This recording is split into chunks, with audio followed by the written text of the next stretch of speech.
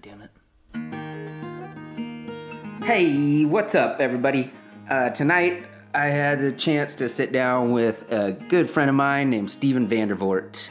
Steven is one of the most genuine people I know, and he's so positive and always such a joy to be around. He is the co-owner of 10 Forward Creative, an event producer, a carpenter, and a pretty big Blazer fan too. And we had a great time talking about all kinds of stuff. So check it out. Here's Steven Vandervort. I had Mexican food for dinner tonight. Ooh. And last night. 2 nights in a row? So, cerveza seems pretty Those are my favorite. apropos. Do you drink these very often? No. I like them because they're cheap. Are they? They're $11 for 12. Oh, yeah, okay. Yeah. Cheers. Cheers. So, start things off. I was just thinking about this tonight. Yes. You hug I'm a hugger, dude. every single time you show up anywhere. And there's a sweet virus out that's spread by physical touch. I'm screwed. Yes. Yeah, dude. Yeah. Yeah, I'm a hugger. My mom programmed that into me. Is that what it is? Mhm. Yeah. Yeah. My mom, she is like very energetic Uh-huh. and is like loves to laugh and like she's like super gregarious like that. My dad, like he's similar in that he likes to, laugh and have a good time too. But my mom is like a hugger, and so I just got programmed young age. So I get like throughout younger life, what's unique about you, and I don't mean this as anything other than a compliment. I won't take it any other way. It's very endearing. Yeah, Everybody knows it. They're like, when Steven shows up, I'm getting a hug. that's right. Doesn't matter if you're a homeless dude or the most wealthy person in the room. They're Yes. getting a hug. Yeah. Yeah. Yeah, I mean, maybe I don't hug rich people that often. I'd be interested to. Can you pull up the data on that? Yeah. I mean, it's my traditional greeting. So, like, if I don't get to give someone a hug that I love, like on the way in or on the way out, then I feel like I have missed a step. Mm-hmm. And so it's just like it's in there. It's programmed. Yeah, it's Can't do anything great. about it. It's great. And I always appreciate the intro hugs. I'm terrible at saying goodbye. Oh yeah. There's like some weird thing. I've done it ever since I was in high school. You're like at a party or a birthday or whatever, like just it gets really awkward and you have to say goodbye to everybody. And I always try to avoid that. Yeah, see, I feel guilty for like ghosting Mm-hmm. when I'm leaving. Like I feel like I need to say goodbye to everyone in the room. Yeah. Probably not because I feel like some self-righteous importance that is overinflated. I'm not sure that's it. More like I want to make sure that like everyone that I know and love like knows that I'm gone. and that I love them. Yeah. No. It's like, I don't think about it like this every time, but many times, especially with like unexpected deaths of like people that you love, family or friends or something like that, you always have those thoughts of like, what could I have done differently the last time we talked or something like that. Like a lot of times I'll think like, I may never see this person again. Mm. Not because it's anything of my choosing, but life just works out funny that way sometimes. That's very cool to hear you say that. I'm not always as present as you make it sound, but I do think about that a lot when I think of people I haven't seen in a long time. Sure. You think about like, I don't know, one of your uncles or somebody that you went to college with or something. When you said goodbye to that person, you may not have been thinking that. Sure. That was 10 years ago, and you haven't seen them again. Yeah, totally. And you may never see them again. Yes. That was it. Yes. That moment. Yes. And I mean, for me, I moved 3,000 miles away for college.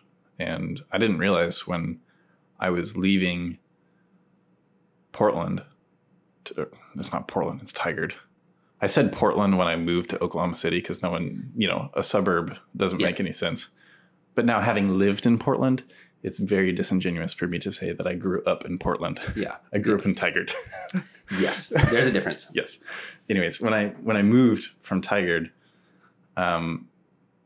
it's 3,000 miles away, and I didn't realize that like I was permanently moving out of my parents' house. I did move back in. We all did. With my wife and kids. I didn't do that, but maybe I will in the future. Yeah, right.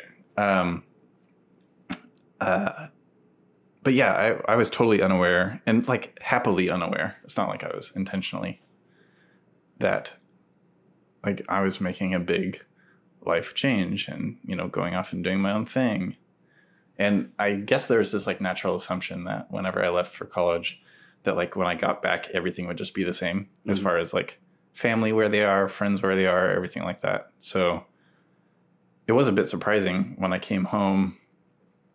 I came home after freshman year, and I was only home for like 3 weeks, and then I went and took an internship somewhere for the summer and didn't really see many people, but like life had changed a little bit. And obviously like my parents had been really respectful of like my space at the house, but stuff had moved around and stuff. And I kind of got this reminder. I was like, oh yeah, like stuff's changing. They keep your room the same? Yeah. I mean, my parents still live in the same house that they moved into when they brought me home from the hospital. Wow. Yeah. Not big on housing changes. They almost moved all the way across the street. No joke. Like out the front door, across the street. It's too much. Slow down. That door. Yes. Yeah. Yeah. The neighbor was thinking about moving somewhere else. And so they said that if they listed their house, they would put an offer on it. I moved like that one time. I moved literally around the corner. Really? Like if we walked, we didn't have a backyard. We were in an apartment. But if you looked out the back window, like in our bedroom, like over to the right, you could see where our future house was. So we lived in an apartment for like 3 months. And then I got a phone call. I won't name names. I got a phone call from the landlord, who's the landlord in both places.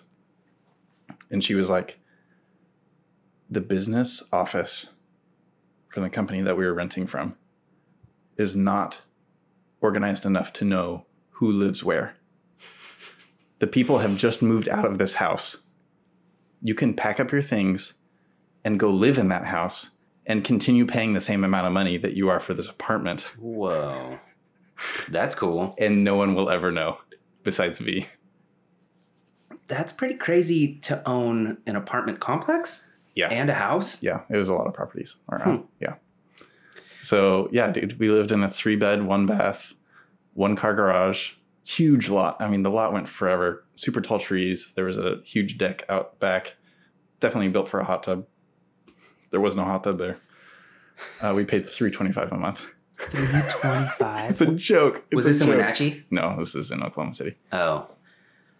$325. I mean, it's like insulting to even say that now. Yeah, that's crazy. Yeah. So I mean, like,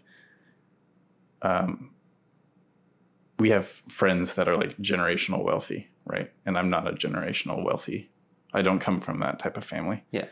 But like without that person, my old landlord, giving us that opportunity to save money for a year for a down payment, like I don't think I could have ever afforded a house. Yeah.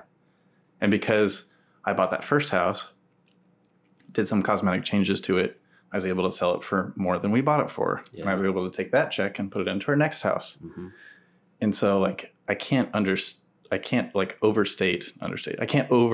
like how much of a leg up that person gave my wife and I to like go do that. Like I didn't understand at this time. I was like, sweet, I get a garage. Like that was what I was excited about. Like, I can get an oil drain pan so I can do my own oil changes. Mm-hmm. But what I didn't understand was like, this person is literally setting me up for my real estate life. Yeah. Yeah. Yeah. Life's about those tiny little situations that can totally change the course of everything. It's like Yeah. the butterfly effect, right? Right. Yes. Yeah. Yeah. And you don't realize it in the moment. Oh, of course not. No. Later. So this was a woman who was in charge of managing them, but not the landlord. Right. So the landlord, It was a company. the landlord still to this day has no idea. You just like took over a different part of his property. Yeah. I think that one or both of the properties are leveled now. So. Oh, really? Have you been back there? Like driven by. But yeah, it's been a long time. It's been years. You know the best thing to do? I do this a lot nowadays. I just go to Google Maps and go to Street View and just look at things I used to live next to or whatever. I'm like, oh, yeah. Yeah, totally. Mm-hmm. I think there was a political yard sign in front of that house in one of the street views. And it was not for the candidate that everyone in Oklahoma was voting for. Rebel. Yeah. Nice. Yes. Yeah. Yeah, that I haven't been anywhere in the Midwest. I have this vision of what it is, just flat, boring. Yeah. I mean, is there anything to do? That's why it's a big sky. It's just because, I mean, literally, if you think about like field of vision, big sky because there's no hills. Yeah. Like yeah. No trees, no hills, nothing impeding your view. Yeah. So we flew to Nashville in September, and I've flown over the middle of the country a few times, but I guess I never paid attention. And this time when we flew over, I looked out the window for like 2 hours, and you could see fields, agriculture for the entire 2 hours. Yeah. And I was just amazed. It just went on forever and ever. Yeah. Oklahoma City is interesting in that they passed a percentage tax on income or maybe sales. I don't know if sales or income in the city to do some like redevelopment. And so downtown Oklahoma City has changed a lot since I've lived there. Mm-hmm. And they've really kind of turned that into a pretty legit downtown area. They've got like this huge park. They have a new convention center. They have Chesapeake Energy Arena, which attracted the Thunder to town. Okay. They have this whole like fake river boardwalk area downtown. But like you travel in any direction like 10 miles and you're in the sticks. So it's just interesting that like someone a long time ago got to like some point. Yeah. It was like Forrest running. And he's like, I think I'm going to stop here. That must be where the wagon broke down. Yeah, exactly. Like, yes. Well, this will probably do. Stan's wagon wheel shop happened to be there. And they're like, this is Oklahoma City now. Yeah. We live here. Well, and the crazy thing is like, it's not even, I mean, you could hang out there various times of the year and I'm sure it's pleasurable, but then you got to deal with all the hurricanes and everything. Yeah, dude. So yes. What's the redeeming quality besides $325 rent on a house? Right. I had a job downtown. I worked at a homeless shelter. Did you know that? I was a case manager at a homeless shelter. No, I don't think you for a little over a year.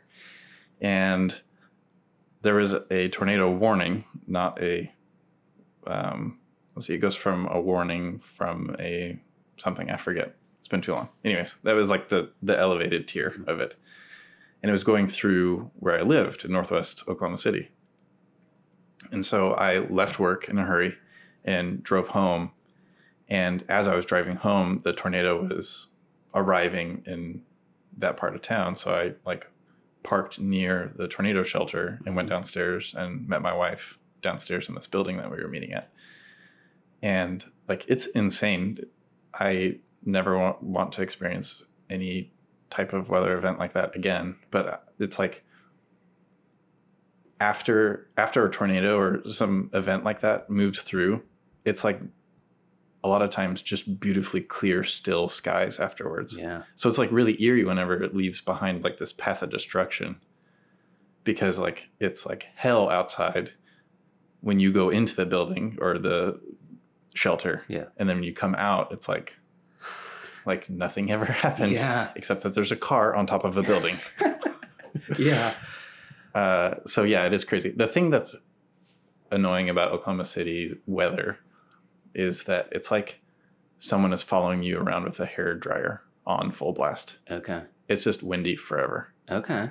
Huh. So, like, when I had a garage and I enjoyed working on my car in the driveway, because the garage was too small to get the car in the garage, but I'd have the garage door open and stuff would be like falling off of the workbench or shelves or stuff. Yeah. Because the wind was so powerful into the garage. Wow. So. And this is constant all the it's like all the time. Huh. Yeah. I didn't know that. It's super windy. I wonder if it has to do with the fact that there's no mountains to break it up. Yeah. I mean. Yeah. Probably. Yeah. I'm just a lowly idiot, but I would guess something like that is the reason why. Yeah. Seems legit. Yes. Maybe. Yeah.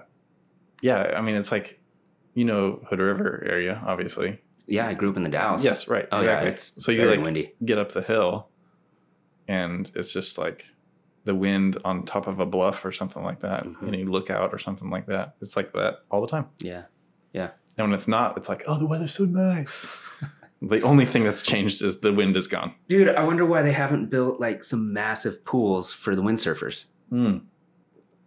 That could be a business option for somebody. The largest two lakes in Oklahoma City are man-made lakes. Yeah. Hefner and Overholser. Overholser? Oh, some sort of... But that was also the place that all of the conservative college Christian kids would go to with their girlfriends and boyfriends. So we called it Hold Me Closer.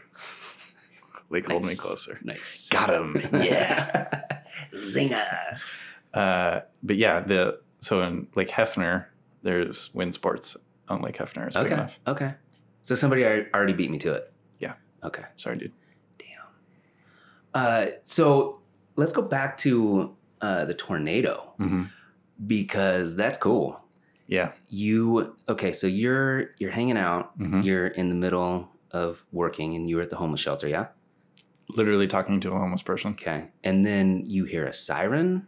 I was watching I was on my computer, and so I had like a tab open of the weather. I don't think I was on Twitter yet. I'm definitely a Twitter person, so that's like where I'd be now. Mm-hmm. But I'm trying to think. I think I may have been just like watching a feed of local news or something like that.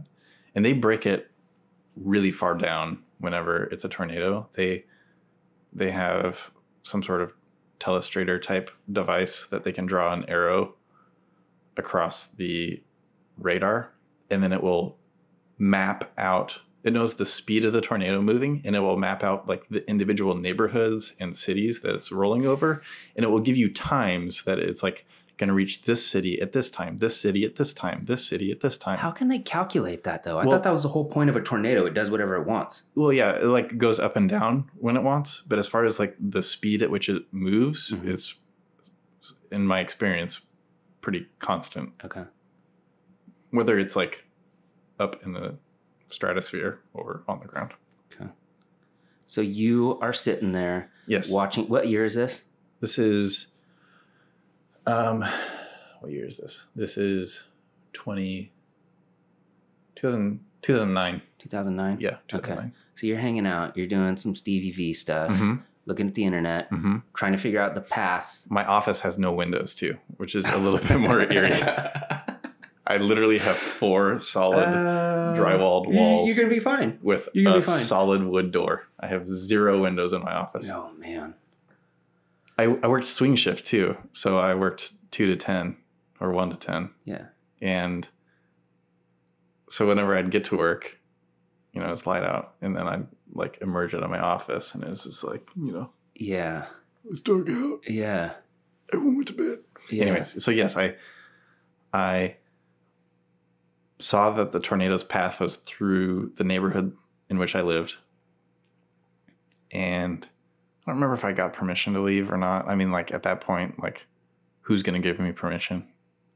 Why do I need to ask for permission? Exactly. No, Anyways, I left and I was either driving my friend's Honda Civic or my BMW 3 Series, which was a totaled car that I bought for $800. Is this the one that you've been fixing up for many years? No. Okay.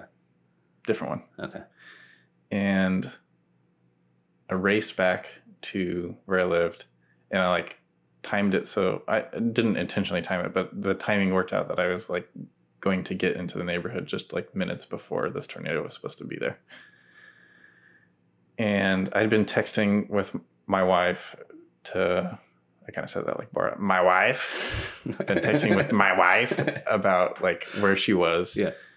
And the text messages stopped going through, and I figured that was either one of two reasons. One, the towers are busy because everyone's communicating, or two, she's made it underground and is not getting reception. So I pulled up to the building that I know she's in, park somewhere outside. What's funny is I still remember like properly parking. You're like backing up, getting right in. Exactly. Right. Like, you know, at some point, some things don't matter, Steven. Yeah. That's a life theme. Anyways, so I'm like properly parking. I race inside, meet up with her, and we're like in the second basement floor of a university building. And so it's pretty far down. We're probably like 20 feet underground, 20 or 30 feet underground. And this is built specifically for this reason? It's like an academic building with 2 basement floors to be used as a community tornado shelter. Yes. So when they built the academic building, Yeah. They're like, this is probably going to be a place people can hang out. Yes. And so they announced that to everyone, and they're like, we'll take in anybody? Yeah, I mean, just like you know that your garbage collection day is Tuesday night, you know that if this happens outside, then you run into this building. Okay. Yeah. You just plan for it. Mm-hmm. Huh. So unless you have a shelter at home. Yeah. Which we did not at our house, our rental house. So yeah, ran downstairs, and you know the sirens are going off. The siren, by the way, is on top of this building, so it's like loud. Yeah. Tornado sirens are, well, the ones that I experienced are directional. Okay. So as you know, the tornado siren, it kind of goes up in tone and then down in tone. Okay. As it goes up, it speeds up its turning. And then as it goes down in tone, it slows down its turning. Okay. So like the way the sound hits you, it's at, like, you hear it all the time. Okay. But for a few seconds, it's like aimed right at you. Yeah. And it's super loud. Yeah. And it's designed that way so that it can cover a longer radius distance. So then they can put the next one further away than if it was just blaring the same. Dude, and I imagine it's terrifying. Like, I feel anxious right now just thinking about it on the building, like pointing at me. Yeah. If you heard that today, would you like get a little nervous? Yeah. Yeah? Yeah. Like sometimes what's funny is like sometimes some songs like, you know, sample in some sort of siren. It's like whenever you're listening to something on Spotify and it's got like some police siren in it, and you're just like, oh crap, you know, and then you're like, oh, it's the song. Yeah. Yeah. Yeah. You know, the tornado siren, every time I hear that too, like that's what I think about. Yeah. We were fine. I mean, it passed through the city. It like took some branches down. A lot of times the damage is very narrow in path. Sure. It's not like a hurricane that just like demolishes miles and miles and miles of something. Tornado is a lot of times pretty thin, and so it just destroys whatever it's rolling through. Sure. Sometimes. And so everybody in town has a copy of Twister, right? Right. They just live in it. That movie, man, that was like what, 98 or something? 96 or 98? Yeah. And that was like Kevin Costner movie, right? No, it was Dennis Quaid. I think it's Bill Pullman. Oh. I think it's Bill Pullman. What am I thinking of? It's definitely Helen Hunt, but Okay, I think the dude was Bill Pullman. Okay. I'm terrible at this. I shouldn't even be trying to do this. That's okay. I'm bad. That movie, I remember it being cool when I was younger. I kind of want to go back and watch it now and see how terrible it is, because I bet it's pretty bad. It's definitely one of those movies that whenever you're traveling for work and you've just got like the TV on in the hotel room that you're in, yeah, you'll just be flipping the It's on channels. You're like, TBS. oh, there it is. Yeah. Found it. Flip the next channel. Oh, there's Independence Day. Found it. Exactly. Like whatever that list is called. Yeah. Yeah. Cable channel syndication. No, dude, I did that the other day with my kids. I was like, something, what are we going to watch? You want to do? They're like, what's Independence Day? And I go, we haven't watched that yet? You don't know about Will Smith Yeah. just smacking Everybody's seen that movie. What do you mean you haven't seen that? Yeah, that's one of those ones. That's funny. Yes. Yeah, totally. Yeah. There was Twister, and then what was that other Dante's Peak? Dante's Peak was Pierce Brosnan. Pierce Brosnan, that's right. I think before he became Bond. Yeah. That one's pretty bad. So yeah. That's the volcano. Yes. Yeah. Correct. Yeah. I haven't watched that recently enough to understand that it's bad. Yeah. I watched that young enough when it was just like mind-blowing that this could happen. Yeah. Yeah. No, I remember watching it at a young age and being like, this is not very good. Mm-hmm. And if you know that when you're a kid, it's got to be pretty bad. Right. That was a weird time period where there was a lot of like Armageddon type movies totally. And like natural disasters. Uh-huh. We don't really see those anymore, right? It's right. more, I mean, it feels like it's just superheroes now. Climate change, we're just living it. Mm-hmm. Yeah, why make a movie out of it when we can just walk outside? It's real life. Right. Yeah, it's 70 in February? No need to make a movie about it. Yeah, exactly. Yeah. Just hop in the pool. Don't ask questions. Mm-hmm. Yep. So yeah, tornadoes in Oklahoma City. Yeah. And what was the other thing I want to ask you? The federal building. What did they do with that? Did they rebuild it?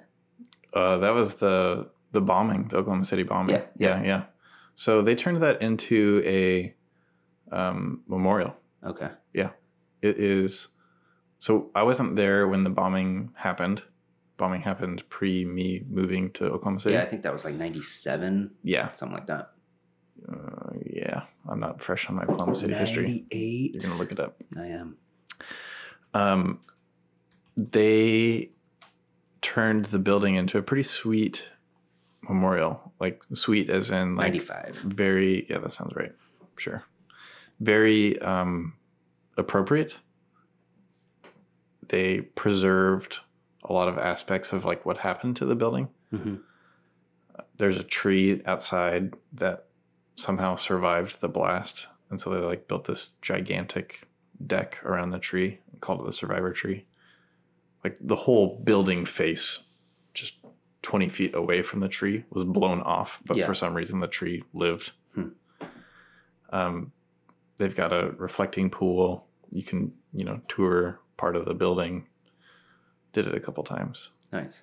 I was involved in student government at the university at which I attended. And there was a group of incoming student body presidents from like universities that came to Oklahoma City to meet. And so that was one of the places that we'd go. That's kind of like it was a heavy touristy place to go. Yeah. Not as in like heavy with tourists. It was like heavy to experience.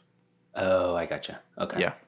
Yeah. I went to the Dachau concentration camp about 1 year ago. 1 year ago in a couple days. And that is heavy. Yeah. I don't know how to describe it. Sure. I think that's a good word. Sure. Marty McFly. Copyright Marty. Why is everything heavy in the future? What's going on? I wonder if you could go to a place like that and not know something had happened, but still feel it. Sure. Yeah. Like if you didn't have a tour guide.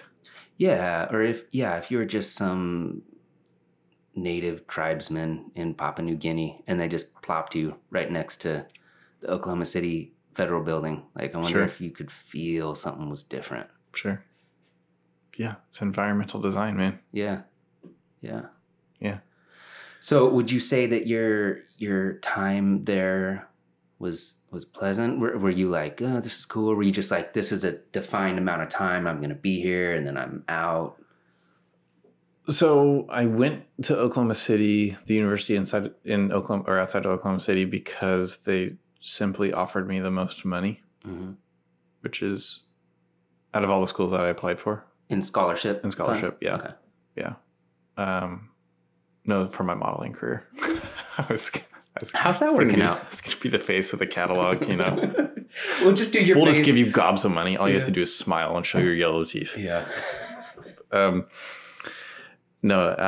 they gave me a good amount of scholarship money, And so that's why I went. And I knew, just like any other 18-year-old who's an idiot, I realized that this was like an important decision, but I didn't realize like the life-altering consequences of the decision. I did understand that out of all the universities I wanted to attend, it was outside of Portland. I did understand that like college is a great time to go experience something that you're totally unaware of because you just have no strings attached to who you are. Sure. I had a 96 Monte Carlo at the time, which is a land yacht. It's a Lumina. You need to look it up. I do. 96. You see Luminas a lot because it's a four-door. So the Lumina is the four-door version of the Monte Carlo. Okay. The Monte Carlo. Oh yeah, dude. So I bought it from a chiropractor. Of course you did. Who was selling it on behalf of his mother. I was gonna say, did an old lady on it? Car. Yes, yes. Totally. Yeah. My grandma would drive that. Right. And it was a super first car for me. It was like I bought it for like $3,000. I think I bought it for $3,500. It had 50,000 miles on it. And I kept it for like 10 years.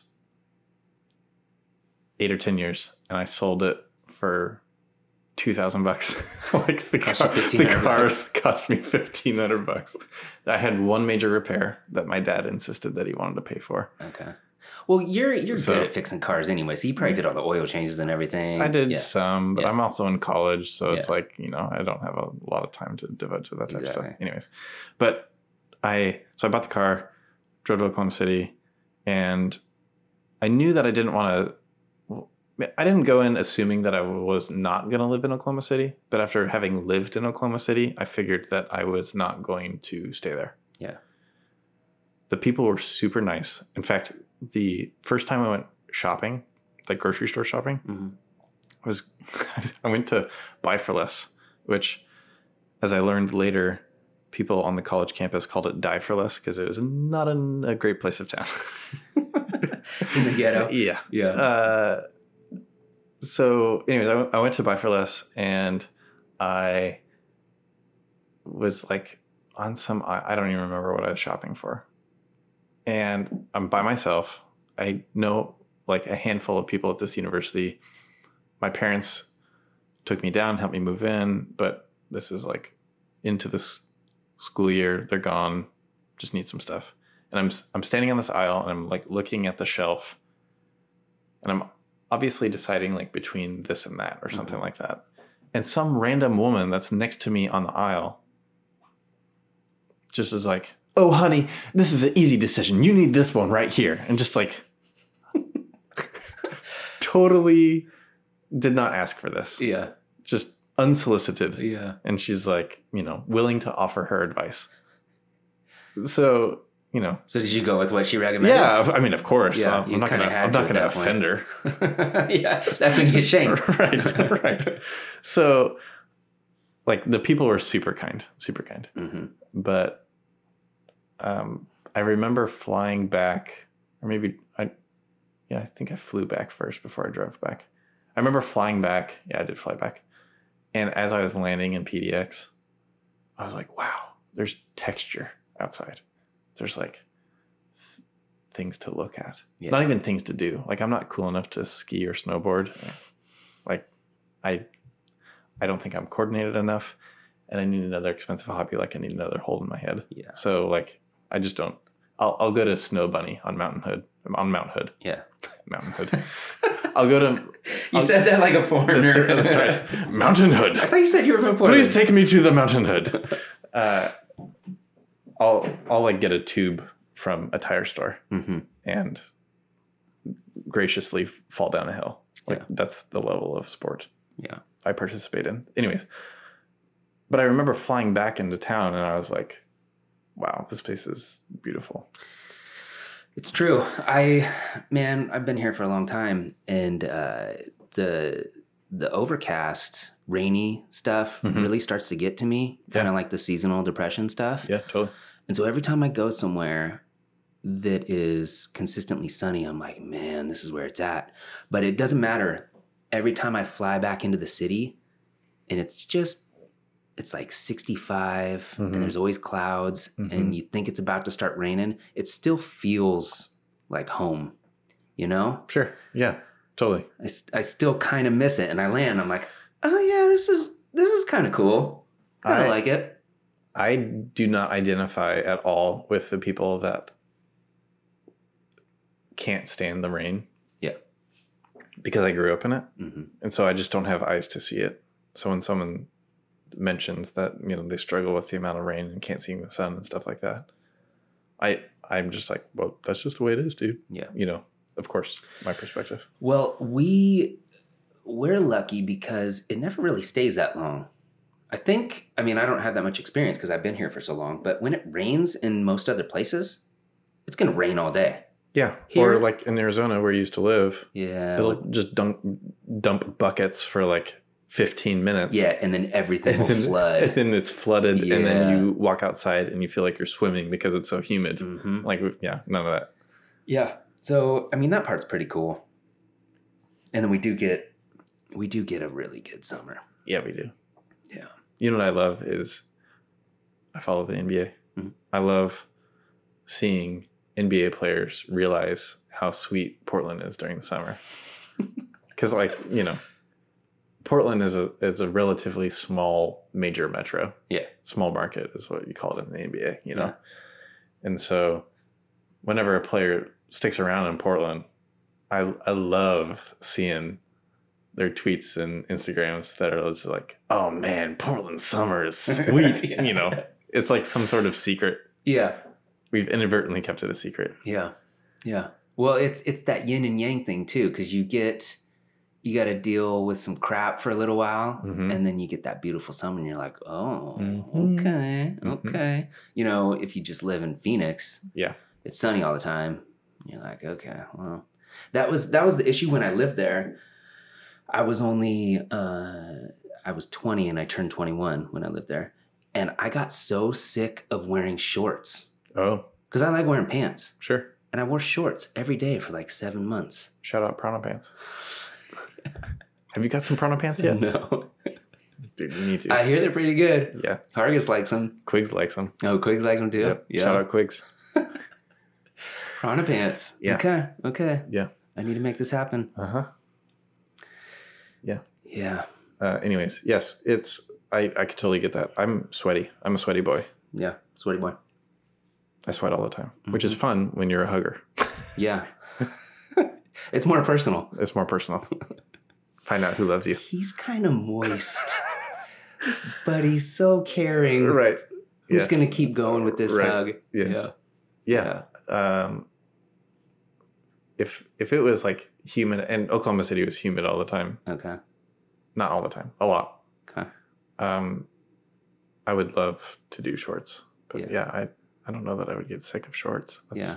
No, I mean, I was obviously really dumb. No, I mean. No, I was living in a pretty decent place and I just had everything to complain about. I went to spring training with my dad in 2004. Oh, really? Yeah. What's that, like March? Early March? Yeah, it's spring breakish. Yeah. It was, went to see the Mariners. Okay. Group of Mariners fan. And and we also went to the NHRA drag races. Okay. I don't remember what drag strip we were at. I didn't realize they did that in Arizona. Yeah. Thought most of that stuff was in Florida. They have like a tour they go on basically. Okay. Same type of stuff. But yeah, my dad was still is interested in drag racing. And so we went, just him and I, down there to go to spring training, watch the Mariners, and go to the drag race. Nice. It was like all the biggest names in drag racing there. Cool. Top Fuel cars. My dad got Barry Bonds' autograph. Dude. At spring training. My dad... In person? Took a leak in the urinal next to Barry Bonds. And that's when he got him to sign it? He's like, Mr. Bonds, turned over. I know you're a little busy right now. You got 2 hands, bro. No, yeah, he waited until he got out of the bathroom and asked him, and my dad didn't have anything to give him to sign. And so he opened up his wallet, and my dad gave him my school picture. Like, you know, school pictures give you like 7,000 wallets. Yeah.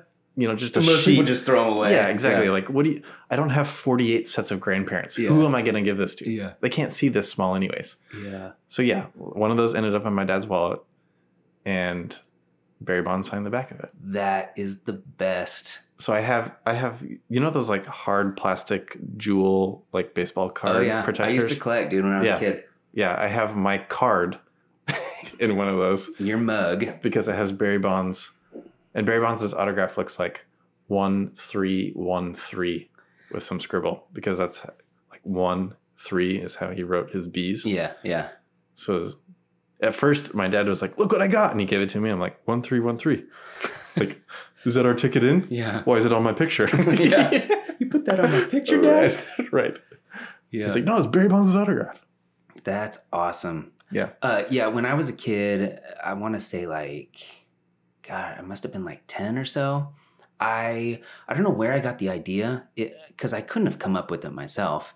But I started taking cards of people that I wanted to get signed, and I put it in an envelope, and then I'd put a return address envelope with a stamp inside, and I'd send it to, dude, I sent it to Clyde Drexler, Jerome Kersey, Terry Porter, Barry Bonds, Nolan Ryan, David Robinson. Dude, I had probably 15 autographs. That's awesome. And it was so cool because you'd send it out, and, you know, I didn't realize it at the time, but now looking back on it, I imagine they had to have had somebody else doing it. Oh, yeah, yeah. There's no way they were signing each of them personally. Did they return the actual item that you sent to them? Well, here's the deal. So I sent it out to all these different guys, and some of them, like David Robinson, signed with a gold pen, and that was so cool to a 10-year-old. I was like, what? Right. And I can melt this off and get 25 cents. This was so much money, dude. And so all the Blazers, like I was just saying, and then I sent one to Nolan Ryan, and he sent back this huge. It was not what I sent him. Yeah. And whatever, it was fine. His looked really shitty though, because he was pretty old at that point, and you could tell he's like developing some Parkinson's or something, dude. It was all over the place. But then Barry Bonds. Yeah. I sent Barry Bonds probably like a $4 baseball card. Something that was worth money to me. Sure. Probably didn't mean anything to anyone else. Right. But he sends back, you know how, did you guys ever get Fran's bread? Oh, yeah. Yes. You know how sometimes you'd get baseball or basketball cards inside there? Absolutely. And they're worthless. Correct. Worthless. I would still get annoyed, though, when my bread loaf would bend that card. Like, if it was at the very end of the loaf, because it was always at the bottom, if it would make its way, like, up one of the sides or to the back, I'd be like, "Ah, this one's bent! Mom, go get some more bread!" Yeah. Just slamming the toes to get more cards. Right. Why is our son eating so much bread? Anyways, Fran's cards, yes. Yeah, so he I don't know what the purpose of that was. He must have just had like a fat stack that they gave him. And he kept my card and signed the Fran's one and sent it back to me. And I opened it. I'm just like, what is this, dude? This is not what I sent you. That's how he made his millions, dude. He was skimming some cards off of some children internationally. Well, all those people that signed those cards and sent them back to me, they're doing it for thousands of people. Yeah. So those dude, aren't even the worth only anything. Yeah. I got the only one ever. Yes. And that's what I didn't understand then. Every time I got one, I was just like, I'm a millionaire. This is, dude, I'm like, let's sell the house, mom and dad, because I'm taking care of you, you know? Right. But really, I've at least got dinner tonight. Yeah. I got McDonald's. It's on me.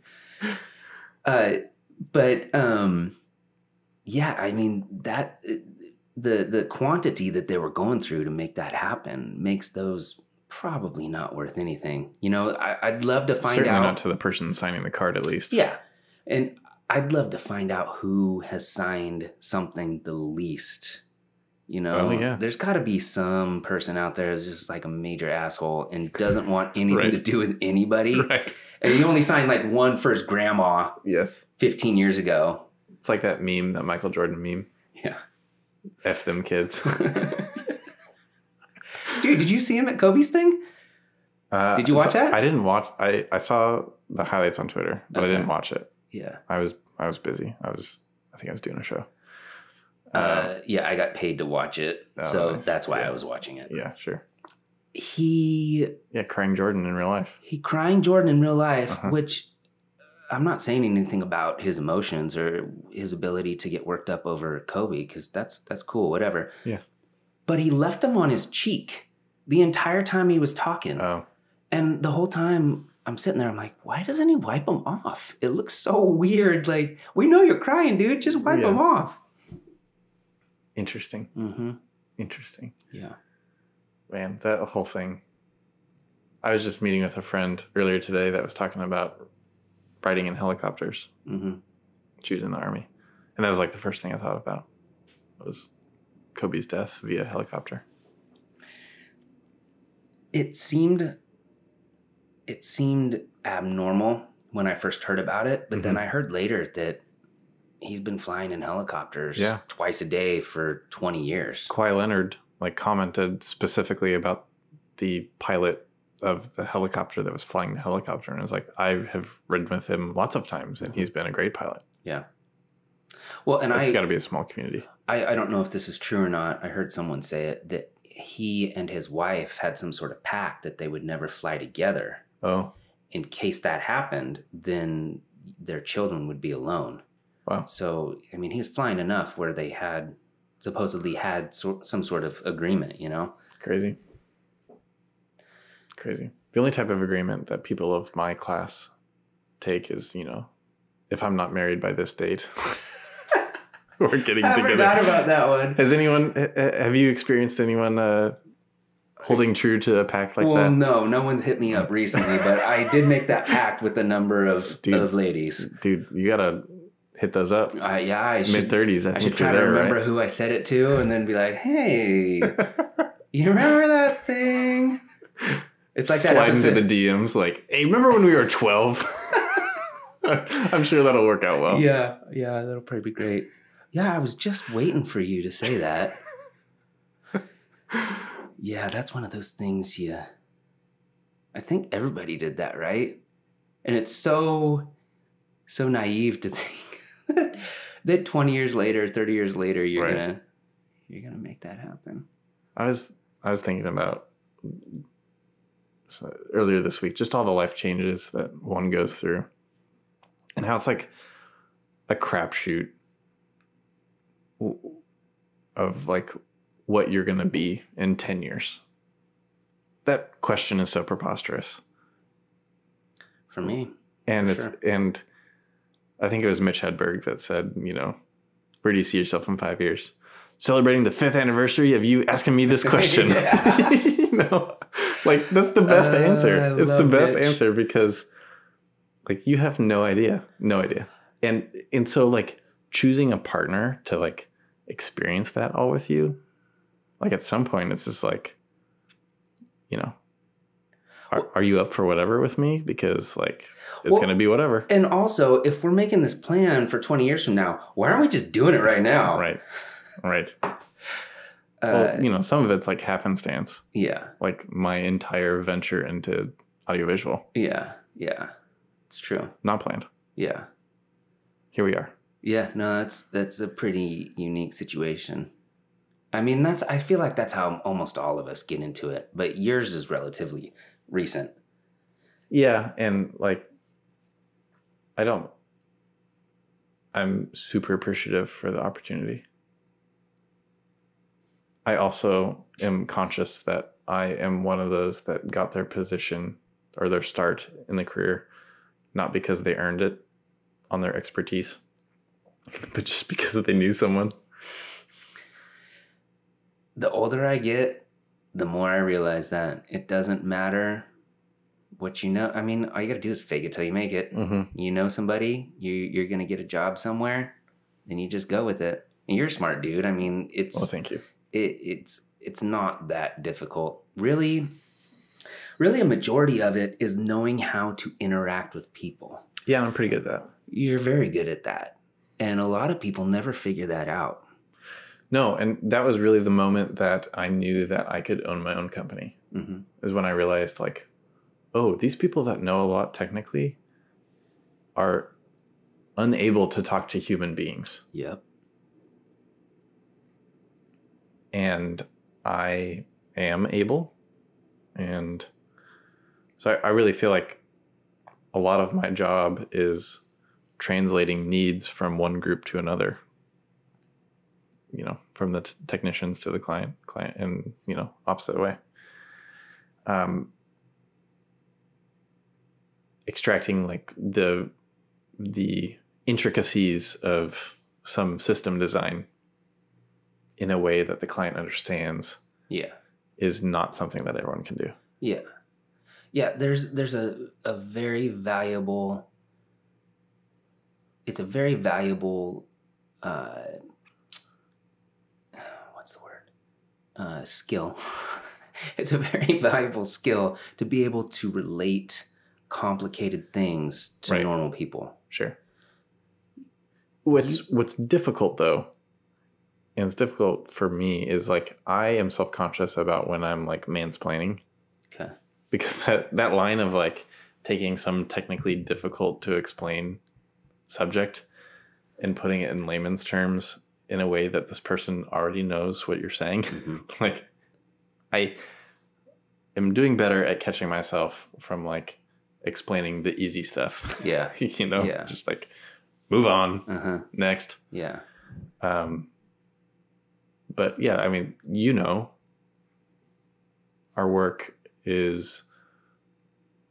can be highly dependent on a single piece of equipment. Sure. And whether that thing is in the system or not has implications to the client, whether they realize it or not. Sure. Whether they're aware of it or not. Mm-hmm. So doing my best to like bring those to the forefront at the beginning, and then building a system design around needs like that. And where I feel like I'm getting better at is like the next move from that is if a client is asking for A, then it's not a far jump for them to also ask for B. Sure. And they may not ask for B until the event show site. Yes. So order A and B beforehand, so when they ask for B, I can be like, you already got it. Yeah. Yeah. I'm your superhero. Like, whoa. I've already planned for that. I'm Batman. Yeah. Yeah. No, that's a good thing to do, to anticipate what people need before they need it. I think that's a good skill in a marriage. Sure. Good skill in a friendship. I mean, that can kind of work across multiple avenues. Yeah. I have not perfected it. But I do think, and I mean, the whole reason I started a business with my wife was I realized that this is something that I could control and like future's in my hands. And so, you know, taking confidence in your abilities and then also taking confidence in where you need to grow, growth areas. Yeah. And it's been awesome. Cool. It's been really awesome. That's good to hear. Yeah. It has been, I've been anxious with the coronavirus news. I think I posted something on my Instagram, a meme. I think in meme, in GIF, and in YouTube videos. We all do. That's how I think. Yes. That's how my brain works. Yeah. And so there's that video of the group of like students that are rapping. It's like one student that's rapping and he's got like his hype squad behind him. And he like lays down these like really simple, like overly simple raps and like beats and lines. And then his like hype squad behind him just like loses their minds, their collective mind. Anyways, they're in like a rap battle and one of the guys says, I'm about to destroy this whole man's career or something like that. And so the meme was coronavirus to the event industry. Yeah. I'm about to destroy this whole man's career. Yeah. Yeah. Yeah. I mean, did you hear about South by Southwest? Yeah. Mm-hmm. Yeah, man. I mean, the whole reason they canceled it is because they were not going to have any corporate clients show up. Exactly. Yeah. Apple bailed and Amazon and Facebook. Yeah. Yep. Everyone was out. Yeah. And once that happens. Yeah. And all it takes is for one of them to bail. And then the other ones are like, oh, man, we better do it too. Or we're going to look like we're reckless. Yeah, exactly. Liability. Yeah. I'm sure there's a room full of insurance agents and lawyers sitting somewhere saying like, if you want your business to not be headline news someday, then this is what you need to do, whether it's real or not. Yeah. Yeah. I mean, it's interesting times. I think the only place that like technical staff will survive in the interim is streaming and remote events. Because you'll probably replace local video and audio work with streaming work, but as far as system design goes, other than that, then it's very similar. Yeah, I have a few clients that are exploring stuff like that. Sure. Yeah, streaming's big. It's very impersonal, but it's kind of necessary. Yeah, I don't know what to think about all that. I keep hoping that someone will just give us some answers, but it seems so convoluted, and it seems like everybody's running around with their head cut off. Yeah. No one has a grasp on anything. And you don't know if tomorrow it's going to escalate or it's going to get better. Right. Yeah, the news, the day that we're recording this, the news was that 4 or 5 other people in the state of Oregon have contracted locally, not from international travel. Okay. So, obviously someone had to transmit that to them. So, there's all sorts of hysteria around that. Sure. I had a friend from Oklahoma text me and be like, "Are y'all quarantined? Can you guys talk to each other?" He doesn't talk like that. But yeah, I mean, like, it's going to get worse. It has to. I mean, I agree. Anyways, I have conflicted opinions on it mainly because I'm not in a population that is sensitive to dying from the virus. Sure. I statistically have a greater chance of dying from the flu than coronavirus. But I also realize that this has got everyone freaked out. Yeah. Yeah. And even if it proves to not be as fatal as a million other things, it's the hype that's killing everything right now. Yeah, totally. And I don't know if we've talked about this or not, but I've been convinced for probably about a year now that things are going to take a downward spiral eventually. And being what? The economy. The economy. Yeah, sure. I think we're due for a serious recession. Yeah. And I always thought it would have something to do with the 2020 presidential election. And I was actually talking to Hargis about this last night. And he put a theory in my mind that he's seen some videos about, in that all of those people above us know that that's about to happen. And they're hyping this so that they have something to blame it on. Sure. Yeah.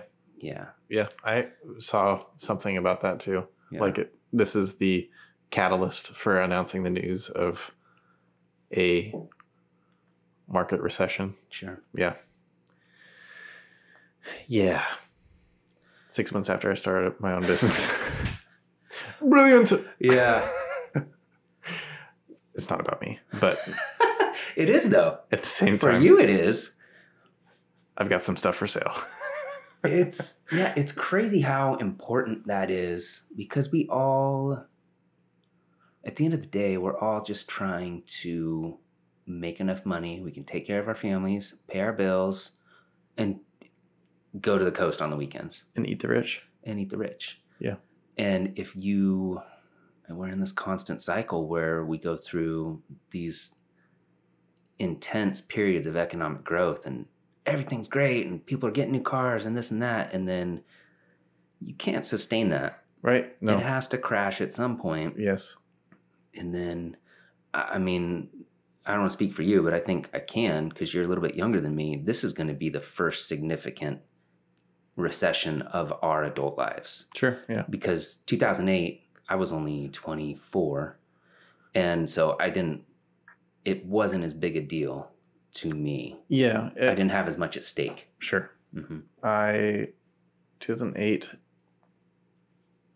I bought a house at like near the bottom of it. So if anything, I profited off of it. Sure. Like any good capitalist youngin'.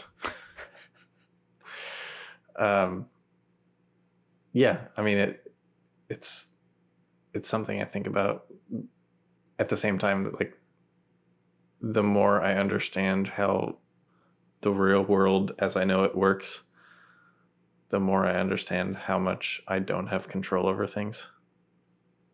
Even assets that belong to me, supposedly. Sure. So I'm telling myself right now, like, I can't worry about it. Yeah. Yeah. I can't. Yeah. I need to be aware of it. I can't worry about it. Yeah, that's a good perspective. You're right. You can't control it.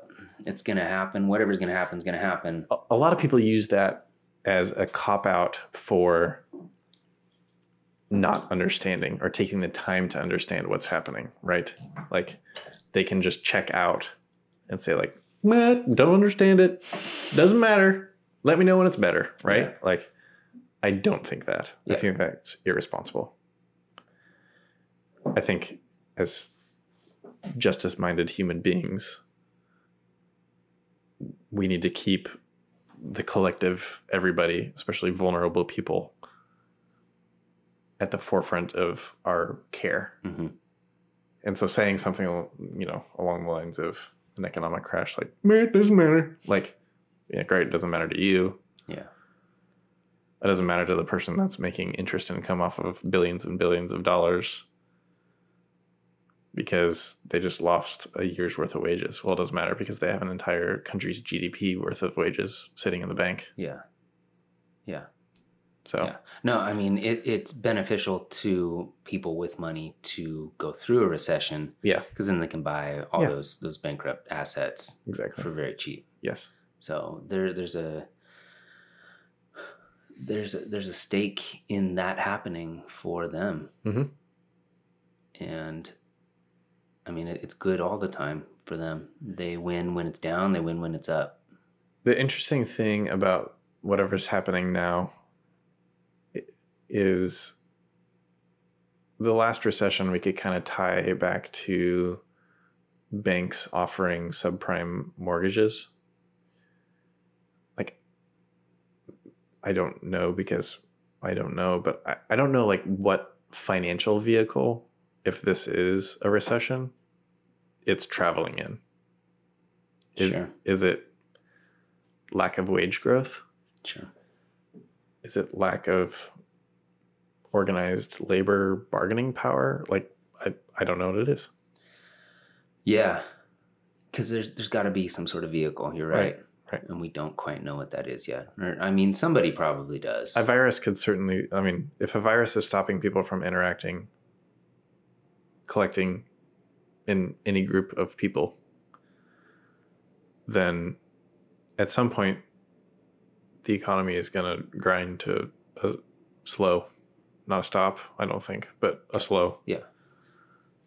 Because it's great that Salesforce is telling everyone to stay home and work from home, but if everyone else is at home not buying anything because they're not making any money because they're at home, then what is the Salesforce employees going to be doing? Yeah. Yeah. So anyways, I have a friend who works in the industry that the company announced a pay cut immediately. They've already announced a pay cut from this. And their closest competitor is laying off people. That's specifically brutal. Due to the virus in the event industry. Well, and if they came out with a vaccine tomorrow, that company wouldn't give the pay cut back. So this company did say that they were going to reimburse the cut after they come out of this, but which is good on them. I hope they do it. Yeah. But yeah, interesting. Yeah, I'm curious to see how this affects popular culture and just normal human interaction. Because I was thinking about it today. You like the common greeting, unless you're Steven Vandervort, the common greeting is to shake hands with somebody. Yes. And that's the primary way of transmitting this disease. Right. I was going to look it up and I didn't. I should have. Why and when did that become a thing? And I wonder if that dies. Not necessarily with this event, but yeah, maybe in 100 years, maybe there's some catastrophic human epidemic that wipes out a ridiculous amount of people. And in 100 years, they're all sitting around in their robot houses laughing at us going, they were shaking hands. What a bunch of idiots. You know? Because we look back, people from 1700s, 18, you know. Even the 40s, you know, smoking inside. Sure. They used to tell people that smoking was good for you. Right. Yeah. Right. Smoke up. It's great for you. Right. Yes.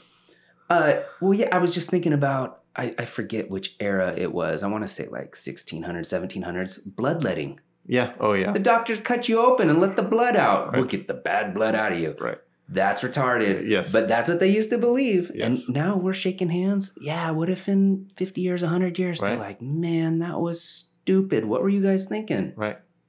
And Purell, the company, just owns America. Yeah. There you go. Because they purchased it because they were the only company making any money. I hear that all the stores are running out of toilet paper. You know, I haven't really... So I have not bought into the hysteria of go out and buy toilet paper. That's a really odd thing, too, because diarrhea and other digestive problems are not a condition of being infected by the virus. So what's the end game here? I mean, you're... I don't know what that is. You're going to bring home Taco Bell? Like, Demolition Man. That's what it is. Demolition Man. Taco Bell is the only restaurant. I don't... Need a lot of toilet paper at home. I don't get it. You could be buying food, but you're buying toilet paper. People like go to the store and like clear the raw meat out of the coolers. It's like that is the least shelf stable food you could purchase. Like, what are you doing? No, we should be buying stock in Totino's because those guys are killing it right now. Yeah, exactly. Yeah. I got 3 sitting in the freezer. Right. Yeah, you need cans of beans right now. And you need a garden. Go outside and garden. Exactly. Yeah. I did think about that. Yeah, I haven't gone out and done any shopping outside of what I normally do. Yeah. I did check our toilet paper and paper towels and stuff like that, just like I do any other time. Yeah. But, you know, Black Friday is a fine time to go push people out of the way to go buy something that's cheap. Exactly. I don't need to do that in the middle of the winter. Yeah. Well, and I mean, if it gets real bad, you can always just go to your neighbor's house and steal whatever they got. He went to Costco last week and got toilet paper. If rhododendron leaves were good enough for Adam and Eve, good enough for me. Oh, dude, it's so crazy. Yes. Yes, it is. I mean, I remember we were making jokes about it 2-3 weeks ago, and now it's like a thing. Yeah. It's like, it's permeating all the news and everything. You know how people name their kids dumb names? Uh-huh. I'm waiting for the kids that are named COVID. There's got to be a couple somewhere. Well, you know there's a bunch of people who aren't buying Corona. Yeah, yes. There's some study, I don't know how official a study it was. Someone did some data gathering that like 30% of Americans would not buy a Corona because of it's like when I heard that, this is just who I am. I was like, oh, I need to go buy some Corona. I need to support those. I need to make sure those guys are okay. Yeah. Like, they're going to be fine. Yeah. It is kind of hilarious that this is a reality that they're living in. Yeah. No, I bet they're super pissed. They're like, why? Right. Out of all the words you could come up with, right. Why did you choose that? Right. Why couldn't it have been the Heineken virus? Exactly. There's probably whoever invented the name for it just... Dos Equis virus. Please. Yeah, they had a horrible horrible vacation in Acapulco, and they're like, Right. I'm taking these guys down. Right. Yeah. Yeah, dude. It's pretty crazy. It's pretty crazy. So the other thing I was thinking about that I wanted to get into with you, if possible, is so you went to school to, I don't want to say this the wrong way. What did you go to school for? I went to a liberal arts college and studied in theology. Okay. The humanities. Took a theology and philosophy program. Okay. I thought it was more centered towards religion. Yeah, theology is study of God. Okay. Yeah. Okay. Well, I'm an idiot. It's all good. Theo, Godology. Okay. Okay. Study of. So the only reason I bring this up is because obviously religion is a huge part of many cultures. Mm-hmm. And I think, I mean, it's never influenced me in the way that I interact with you, but I think because of whatever you studied and what you did afterwards at the church has transformed you into the person that you are. And I think it's helped with your persona and your willingness to hug people and to be... Sure. You know what I mean? Yeah. Yeah. I mean, pastors inappropriately touch people all the time. So, but you're not Catholic. Par for the course. Yeah. Yeah. I mean, I enjoyed my time working at a church, but I have a very distinct memory of my time at like a larger meeting, just outside of the local church that I worked at, kind of sitting and taking in what was happening, and kind of felt like on the outside. And I was on the outside because I'm, this young idealistic idiot.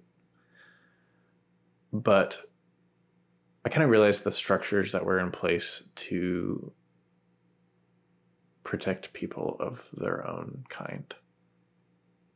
I'm painting with huge brushstrokes right now. Sure. So just understand that. So I've worked with some wonderful people.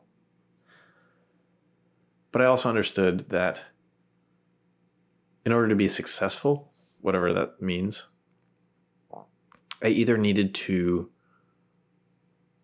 somehow think differently about what I thought success meant, or I needed to quit holding the things that I hold in high regard for what I think the church, like lowercase c, the church needs to be doing on earth.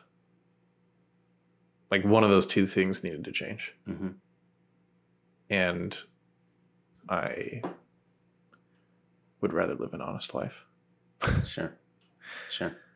I had an excellent time working, like 90% of my job.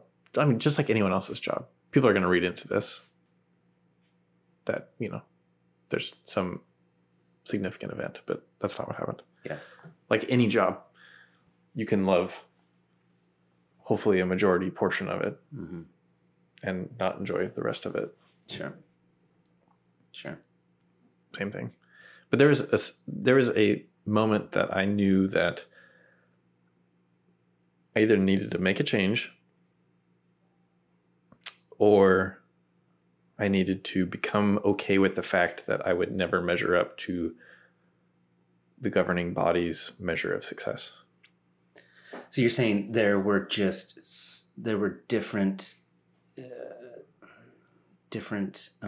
ideals that they expected from you, like you couldn't live up to their expectations? I probably couldn't live up to their expectations, but at least for me, it was more so not wanting to live up to their expectations. Okay. I think that the most effective model of church, no matter what faith setting you're experiencing church in, what any house of worship, I think that any faith setting has a place in society for community. Okay. And I think that living out community means that you need to be made uncomfortable a lot of times. Sure. Like, think about like letting someone into your house, right? Sometimes when you have guests over that they've, never been over to your house, or you've never been over to their house, it's like a little strange walking into someone's kitchen and seeing what's on the counter, right? Like, same thing. Yeah. Internally, personally. And so it's really easy to like kind of strike that out of the faith setting. Mm-hmm. Everyone travels to a central place once a week, does a thing, and then leaves. Yeah. But taking that and making that mean more, and having a built-in group of people that are a support system, that don't even need to think like you or believe what you do, but just having the people both geographically but emotionally and relationally close to you to do that, takes an amount of vulnerability on everyone's part. Like, you can't have someone participating in that like believes halfway of that value of community. It just doesn't work. Mm-hmm. Everyone else realizes it, anyways. All that to say, I still go to church. I still attend church. I was the tech director at a church for a couple of years. Still offering my time and expertise to help a church community. Sure. But I don't think the way that I should experience a faith community is collecting a paycheck from it. Yeah, that's a weird situation, because you're collecting money from the congregation, mm-hmm. which can inspire your motives. Totally. Yeah. It's an easy Google search to see how someone that is a pastor at a church should structure a budget of that church. And over half of it is pastoral salaries. It's like not something that's hidden. And like anything in the world, money plays a part in it. Yeah. And when you're at a faith community that needs more money, to me, it's really honest to just get up and say, like, look, this is what we're short. This is what it's going to. This is what we've stopped spending money on. Yeah. This is what we're still spending money on. If we start receiving more money, then we'll be able to do X, Y, Z. But it's like wrapped up in like all this ridiculous language and the subculture of, spirituality and some sort of, act of something. Yeah. And to me, it just like waters it down. Yeah. Because I know that the person that's telling me about the need is directly benefiting from whatever I drop in the bucket. Like, dude, give it to me straight. Yeah. It's like when you go to a doctor's appointment and you're like, there's something on the x-ray. You just want to grab the doctor and be like, give it to me straight. Same thing. Is it coronavirus or not? Right. I had a very clear moment after my oldest daughter was born. Seemingly innocent time. I was at home holding her, And I just kind of looked down at her, and I knew that I needed to make a change. That like I was very aware of my responsibilities on earth had like vastly increased. Right. And my decisions about who I am and what I do and everything is going to get permanent observers. Yeah. For good or for bad. And so in that moment, I was like, in order to be the best human being that I can be, like, I need to be with my parents and modify the way in which I engage with the faith community. Sure. Yeah, it's too bad that more of it isn't based on what it should be based on. There are genuine people all over the place. There are genuine Scientologists. There are genuine Christians, genuine Catholics, genuine atheists. Mm-hmm.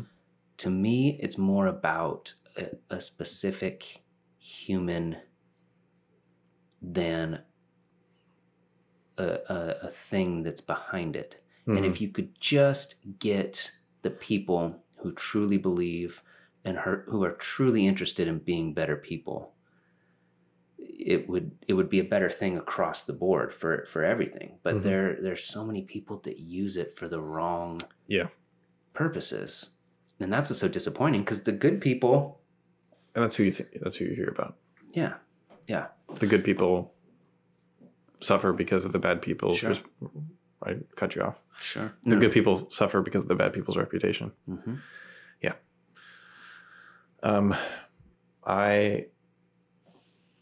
I feel better not having my financial future attached to the amount of money that the people sitting in a room put in a plate. Yeah. I feel like the money that I'm making, I have somehow earned, and that I'm not receiving something that someone feels some antiquated cultural obligation to give. Yeah. That might be silly, but no, I know what you're saying. There's no way to really quantify what would be different without removing tax exempt status. Yeah, and there are states that are in process of doing that. Really? Yes. What states are these? The last one that I heard, and I haven't kept up to date with news like this, but Massachusetts was working on stripping past not churches out of 501c3 status, but pastoral staff out of exempt tax status. And you could search and see if this has happened or not. But one of the famous things for pastoral staff is this mortgage double dip. Are you aware of this? You've told me about this before, yeah. Go ahead. It's like famous for, first of all, you can sign a document saying that you religiously object to the idea of Social Security, and they'll just not deduct Social Security out of your paycheck. So, I mean, that's like...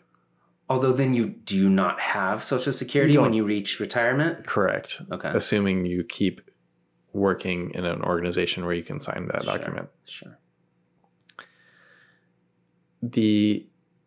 So there's that. So that's like immediate more income every month, more income over the course of the year, right? But then there's the mortgage, and there are in the tax code exemptions made for pastors living in a parsonage. If you don't live in a parsonage, you can say that your church has not offered you a parsonage. What is a parsonage? Thank you for asking. A parsonage is a home that the church owns that houses the pastor and the pastor's family. How common is that? The church owns a home. It was very common. Okay. No longer very common. Okay. So this is where the double dip comes. You're saying the pastor would be living in the parsonage. God, I can't talk. In the parsonage. Yes. And also they could also own another home that the church also paid for. So so here's where the double dip happens. If you work at a church where you are not offered a parsonage, you can go buy a house just like anyone else. Okay. And then you can take all the expenses, the monthly expenses related to that property. I'm talking utility bills, your phone bill. And if you don't have a landline, you can claim your cell phone as this bill. Home improvement. Everything that has to do with that property itself. And all of a sudden, all of that money that went towards all of those bills is not allowed to be taxed. So that is called the pastoral living exemption, something like that. I've been too far out of it. I don't remember what it is. But anyways, it literally comes off your W-2. Yeah. It goes into a different category of income. It's not in box 1 where the rest of your income is. Wow. So you get your W-2 and it looks like you've made $12,000. Yeah. Because the rest of it is non-taxable because you weren't offered a parsonage to live in.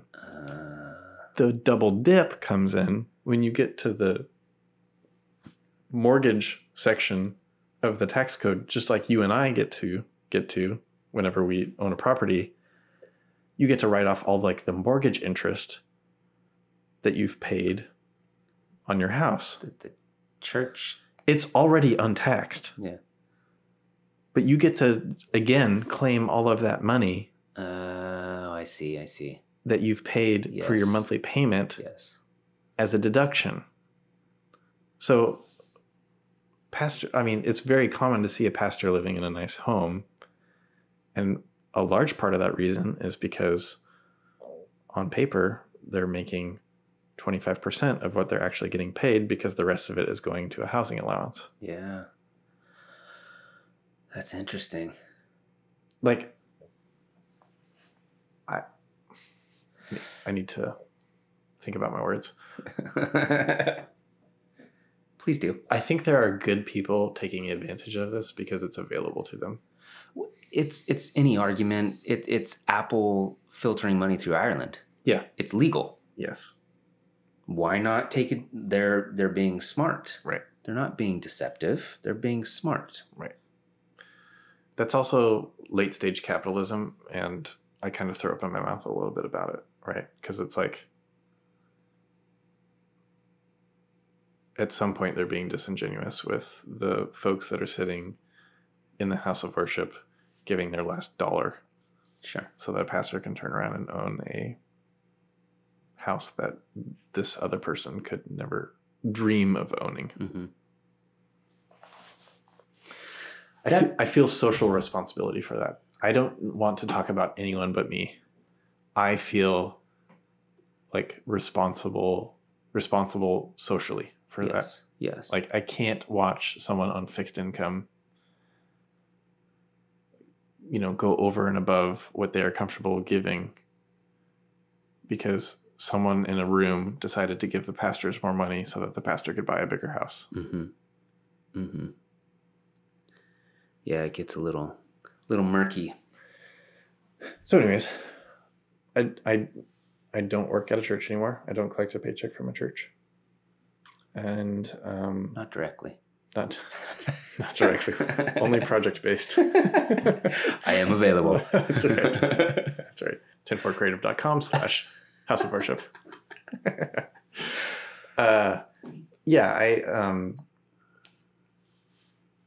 I especially being a small business owner now, it's really neat to see like the income and be like, hey, I earned that.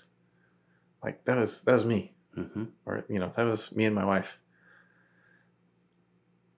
Because it's much more just like A to B knee jerk, right? Like you do the work, the client pays you. Yeah. There's the money in your account. Yeah. It's the American dream. Yeah. But the Marxist in me knows that we just need to blow it all up and start over again anyways. Yeah. Because the money's ruined everything. It's true.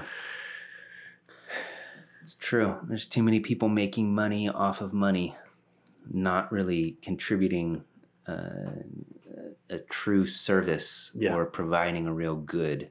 Right. Yeah. Yeah. And then those people give that money to their kids. Yeah. Yeah. Yeah. I know. I was reading up on the Rothschild family, and I mean, they've had money for centuries. They were in banking, and they would just open new branches in different government centers, send a child out there to run that bank, and they just popped up everywhere. And they're old money. They are synonymous with money. Right. And I mean, they're smart. They figured it out, but that's got to be so insane to be born, because, you know, no one has a choice where they end up. You're just alive, and then you're a thing. Right. And to be born into something like that, I can't imagine what it's like to not understand the common struggle. Yeah. To just always have have 3 rolls in the parking lot, you know? There was a episode of, I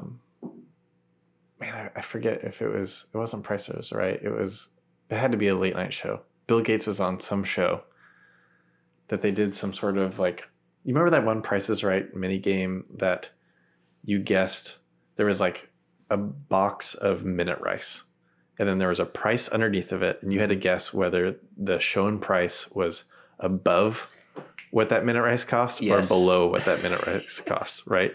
I know what you're talking about. So they played this game with Bill Gates. Yeah. And he was just like wildly off.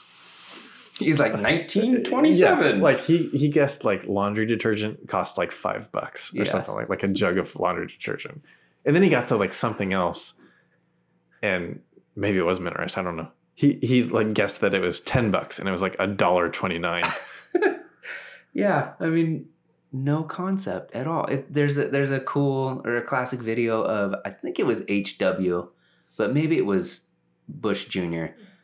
going to a grocery store and the exact same type of thing happening, where they start scanning stuff and he has no idea how much it's supposed to cost. Was he on Supermarket Sweep?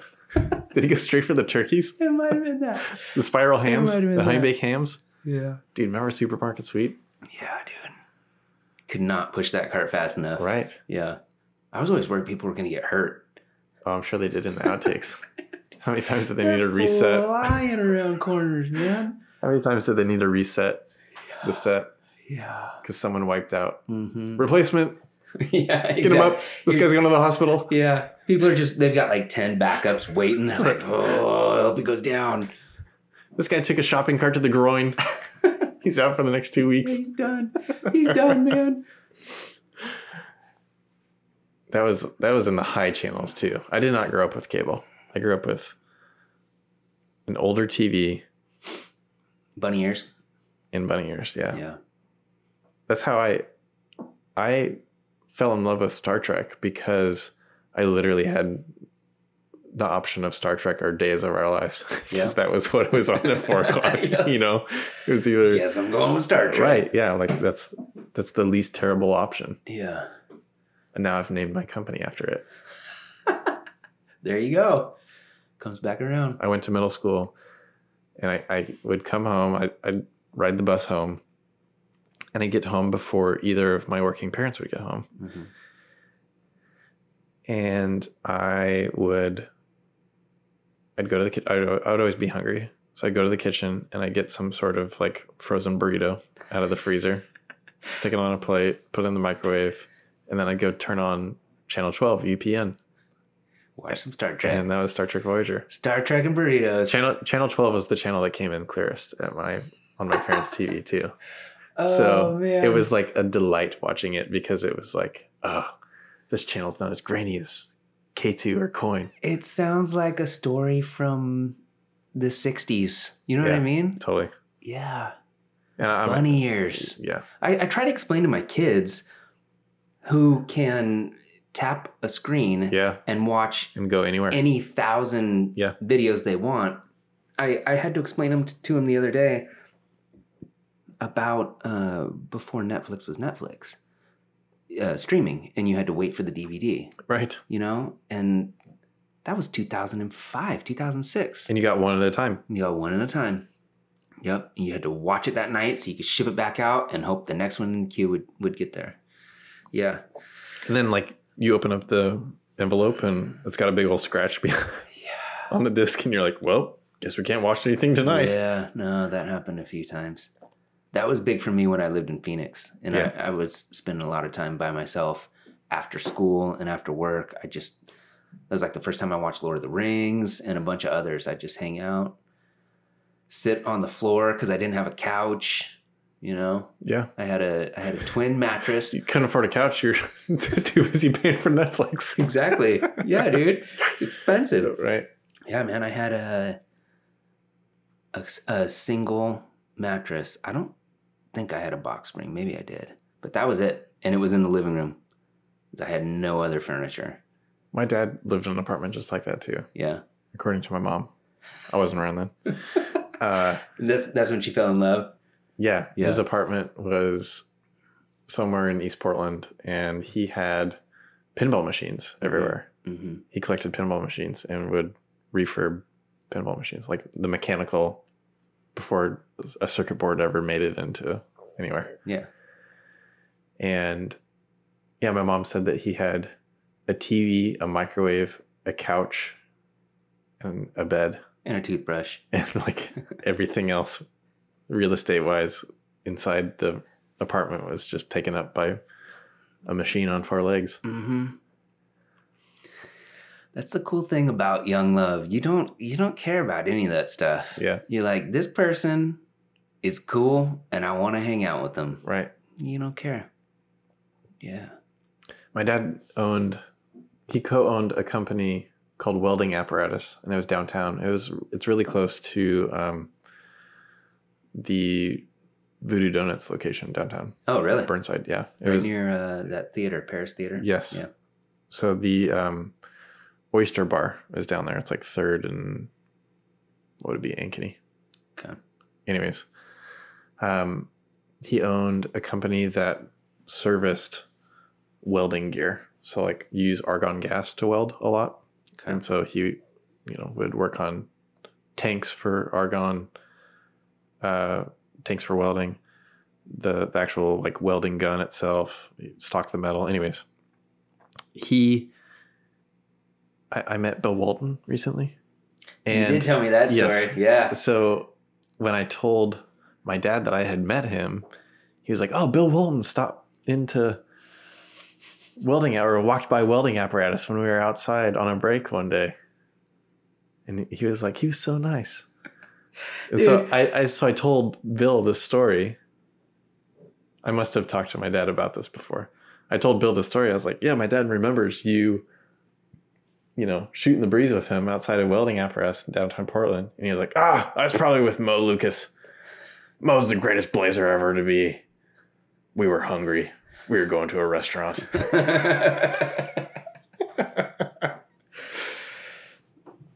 Legend. That's so awesome. Bill Walton. Yeah, dude, if I was your dad, anything you ever came to me with to like try to impress me or something, I'd be like, yeah, well, I peed next to Barry Bonds and then he signed the back of your photo. Right. What do you got on that? Right. Oh, that's so funny. Yeah, I had totally forgotten about that too. I still have a case of playing cards. It's in my basement. Yeah. It's in a cardboard box. I think I've got it marked playing cards. Anyways, I've got all my my basketball cards and my baseball cards. I have more baseball cards than I do basketball cards. I enjoy basketball much more now. I don't follow baseball. Yeah, it didn't seem like you were ever really into baseball. No. I think the NBA is one of the greatest organized professional sports leagues. Have you always been into it? I enjoyed the Blazers growing up, but I enjoyed rooting for the Mariners more than the Blazers. I think that was probably more environmental than anything. But yeah. Anyways, I remember going to Blazer games at the Rose Garden, like when it was $8, and I'd go with some friends, and I'd have my parents drop us off at a transit center, and we'd catch the Max down. And Dude, that stuff is huge when you're a kid. Yeah. You don't realize it until later, but man, Right. you feel so cool doing grown-up stuff. Yes. Yeah. Yes. Yep. And it's totally the case that I can't remember a single thing from any particular game as far as like what was important to me. But I do remember just the act of being there and being a fan. Mm-hmm. I don't remember anything specific about like the Jailblazers era of Blazers that whoever was playing on some night at some game, like I don't remember stuff like that. Yeah. I remember dumb stuff like my 5th grade teacher's license plate number. That's what I remember. Dude, I remember people's birthdays. Oh, okay. I don't know why. Nice, dude. Yeah. I don't know what I ate for dinner yesterday, but like, yeah. You can remember. Yeah. Dude, you need to become a birthday card guy. That's what you need. I have a pastoral friend in Oklahoma City. You mean just start writing cards for Hallmark? He has his own stationery. Oh, really? Yeah. Wow. Shout out JKS. He has his own stationery and just will write people cards on their birthdays and other significant events in their life. Man, dude, that's one of those things that I feel like should go away, but it doesn't. My mom in particular is huge on birthday cards. My dad, whatever, I can send him a text and tell him happy birthday. It could be 3 days after his birthday. He's like, I know you love me, son. It's all good. If I do not have a card on my mom's fireplace. Oh, by midnight on her birthday. By the new lap around the sun. Yes, she thinks I don't care about her. It's the most important thing in the world. And the only I don't know if she's ever going to hear this or not, but the only reason I do it is because I know it means something to her. Sure, yeah. It doesn't mean anything to me. Sure. I think that's I love her exactly the same way. Exactly, yes. Whether you have given the Hallmark Corporation $7 for a folded piece of paper or not. They're so expensive now. Yeah. Every time I take my kids there to buy, they're going to get a birthday card for like some kid's birthday or something. Yeah. They're like, oh, this one's really cool. It plays music. It's got things flying out of it. And I'm like, flip it over. Yeah, that one's $9. We're not getting that one. Right. Let's go over here to the 99-cent section. Right. The corner's all messed up. Right. Yes. Yeah. It's one piece of paper. There's nothing bouncing off of it. There's nothing hiding in the back of it. Let's just take the envelope and write your name on it, okay? Right. I have some friends up in Washington that they're a married couple and they give each other cards, but they go to the store together, wander the aisles of, I'm saying wander the aisles, like there's 40 of them. There's 2. They go down the card aisles and then pick out cards for each other on holidays and birthdays and just physically give it to the person. Okay. And they enjoy the card. And then they put it back on the shelf and then they leave. That's a great idea. Like, how many hundreds, maybe thousands of dollars had they saved by now? Yeah. They probably bought a house with that money. Right. Yeah. Yeah. I know. My favorite thing to do when I do have to actually get one is I'll buy one that's wrong. Like if it's my grandma's birthday, I'll get one that says Happy Father's Day or something. Yeah. And then I'll very purposely cross it out with a Sharpie and write in what it should be. Yeah. So I've been doing that for a long time. That's funny. People are always like, what? We've got a drawer at home that is a card stock library. So like if we need a card quickly, we could probably open up that drawer of the desk and find a birthday card or a get well soon card that is just nondescript, but specific enough for the occasion. I'm hitting you up next time I almost miss my mom's birthday. Okay. Got local stock. In stock, ready to ship. It's going to cost you. Order by 2 p.m. for next day shipping. Yeah. I have tendencies to want to collect. And I don't think that's from like a position of poverty as a child. It's just, I know exactly what it is. It's not wanting to waste. Okay. You know the jingle as a kid of like reduce, reuse, recycle? Recycle, reduce. Reduce, reuse. Reduce, reuse, yep. Yeah. I feel like bigger than recycling, like after you have consumed something and now you need to decide where it goes, is just not consuming that thing. Yeah. So when I come into contact with something that is slated, that has been manufactured and is slated to not be used at all before it gets trashed, I will spend a amount of time that would make myself ashamed to save that thing from its eventual end. I see. And stock it away for me to use it at the appropriate time. So you're a hoarder. I mean, sure. I have too much stuff. What I have been doing is like selling stuff more often. Nice. So, nice. You know, okay. if I'm not going to use it, then you're turning a profit. Yeah, get rid of it. Yeah. But the other thing I need to think about too is like half of that is probably just consumerism and market driven, you know, consumer behavior. Mm-hmm. Someone's going to buy this if we make it. Mm-hmm. I need to stop buying into that. Yeah. But stuff like the clearance shelf, slickdeals.net. Oh man, I'm a sucker for stuff like that. Slickdeals.net. I was going to Home Depot to get some materials for our house that I'm working on, and walked past the clearance aisle, not planning on seeing anything worth of interest because I was there days ago and didn't see anything worth of interest. But I see what looks to be like a Black Friday display sitting in the clearance section. Okay. And you know, like places like all the big box stores and America like make specific Black Friday things for Black Friday. Yeah. And so this was a bit set, a drill bit set that was made by Bosch. It's a hole. It's for drilling holes, unelegant holes. And I've wanted this set for a long time, but I've already had the set. So the set is like 18 pieces, and I've owned like 11 of those 18 pieces. Mm-hmm. I do own 11 of those 18 pieces. But the 18-piece set comes with an organizer with it too, and yeah. I don't have the organizer for the 11 pieces. Dude, you don't have to sell it to me. But the set is like $50, right? So like I'm not willing to spend $50 on 7 pieces plus an organizer. Yeah. Again, trying to limit my intake of stuff that like doesn't need to exist in my life, right? Yeah, yeah. So I see this set on the shelf at Home Depot, and it doesn't have a price on it.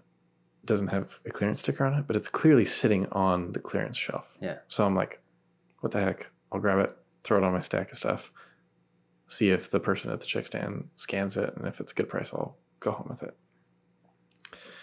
So the attendant scans my other stuff, and I'm like, I hand this to the person, and I'm like, please scan this and let me know what the price is. I have no idea what the price is. I got off the clearance shelf. $50 bit set. Amazon's like $46. She scans it, $13.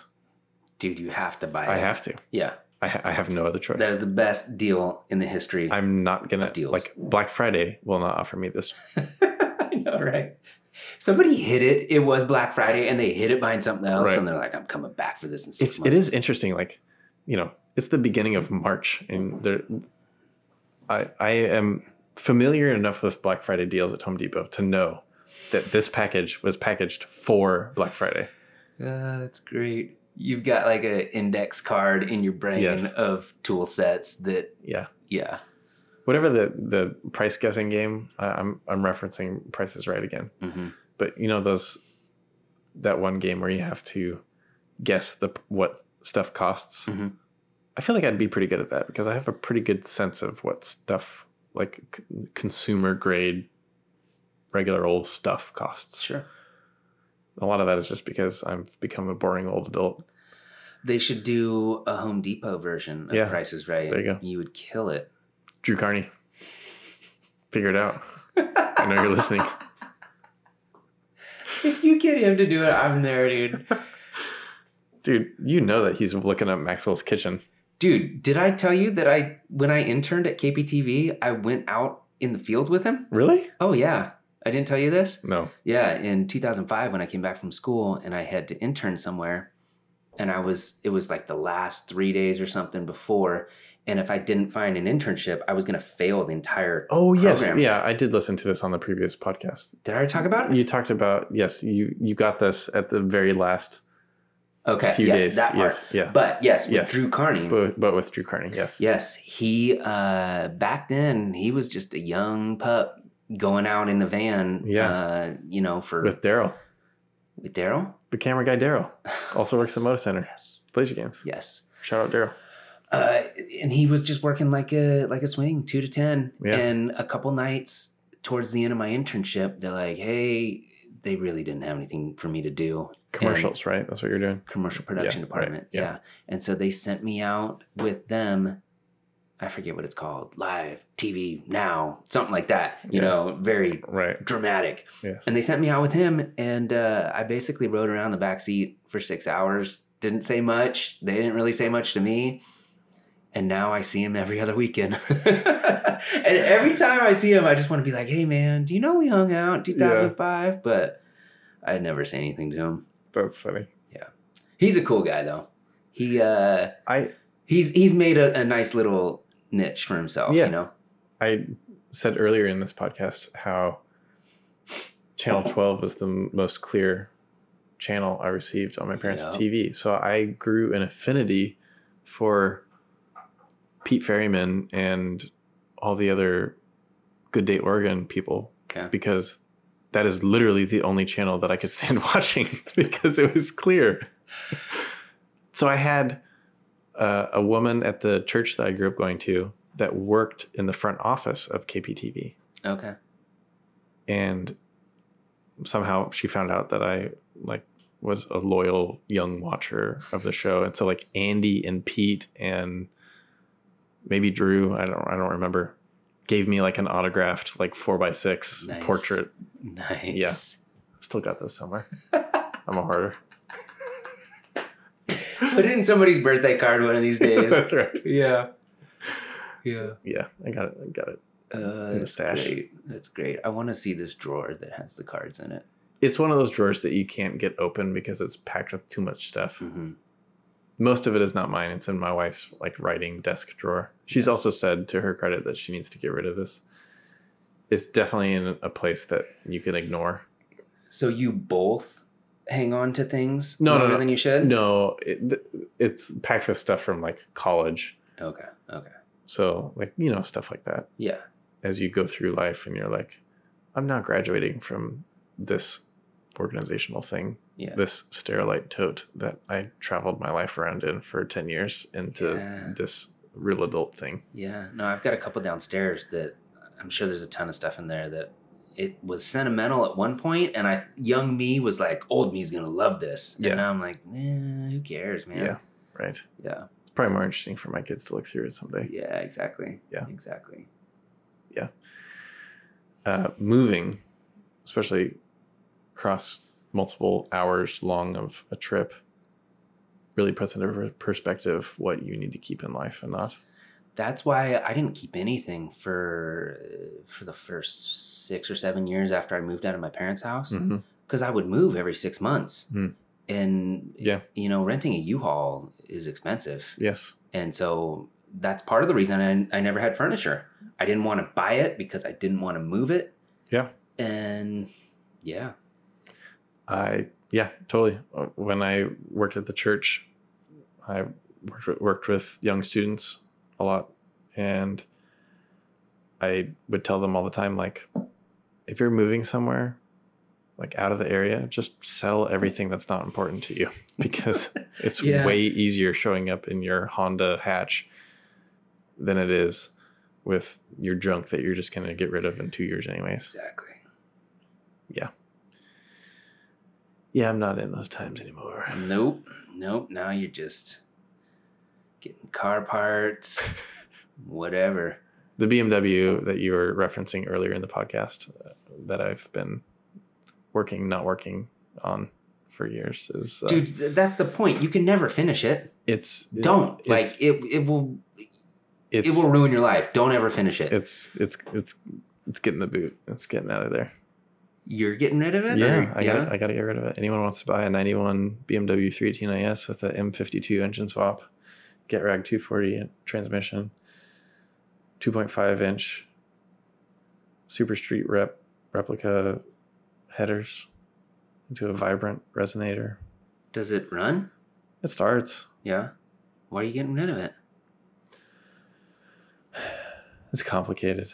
Yeah. I don't want to get into it on the podcast. Yeah. Say no more. You have a loyal troop of followers, and I don't need to alienate anyone with my boring stories. There's like 4 or 5 people that might hear about it. But yeah, it's leaving. Yeah. It's time. I'd rather, the short answer is I'd rather work on the house. I see. A car is a terrible investment, no matter where on the spectrum you're making it. Mm-hmm. A car is a tool. A tool never returns your investment unless you're using that tool to make profit somewhere else. Sure. Simply getting to work is the method that you could use a tool like a car, right? Yeah. Hardly ever do you buy a car for a small amount of price, do some work to it, and sell it for a large price. Like, sure. That doesn't happen. I never viewed it that way for you, though. I always thought it was like a project that you enjoyed doing. You know, like somebody would buy a Lego set or, you know, whatever. I've got my eyes on a different style of car. Right. But I need to make some room. Yeah. Yeah.